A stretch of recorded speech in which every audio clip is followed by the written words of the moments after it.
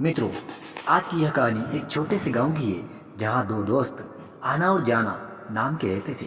ये दोनों बहुत ही समझदार थे और पढ़ने में माहिर थे।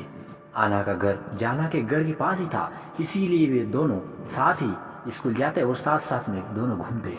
एक दिन आना और जाना ने बाहर घूमने का प्लान बनाया। इस समय जाना के पिताजी वहां पहुंच जाते हैं। उन्होंने दोनों से पूछा कि वे इतना गंभीर रूप से क्यों बात कर रहे हैं।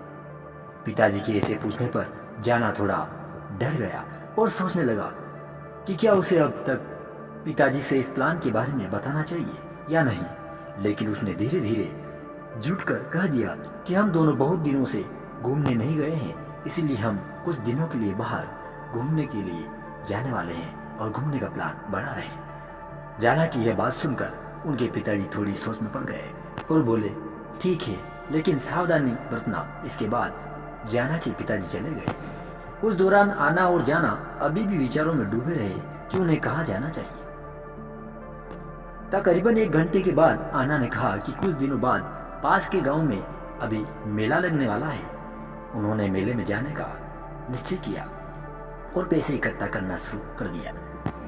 जाना को मिठाई बहुत पसंद थी, जबकि आना को जलेबी। उन्होंने उत्साहपूर्ण भावना के साथ मेले की तरफ रवाना हो गए। उन्होंने मेले में पहुंचकर अपने पैसों को खर्च करना शुरू किया।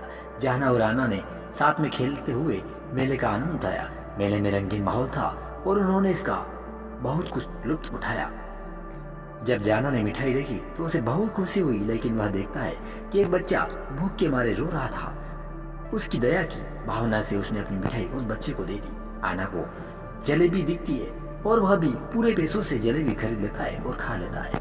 जब जाना ने मिठाई खरीदी तो एक छोटे बच्चे की भूख की तरह वजह से रोने की आवाज सुनाई दी। उसने उस बच्चे को मिठाई दे दी, जिससे उसका दिल खुशी से भर गया। जब जाना और आना मिले तो आना ने कहा कि उसका मन मेले में जाकर जलेबी खाने में आनंद मिला।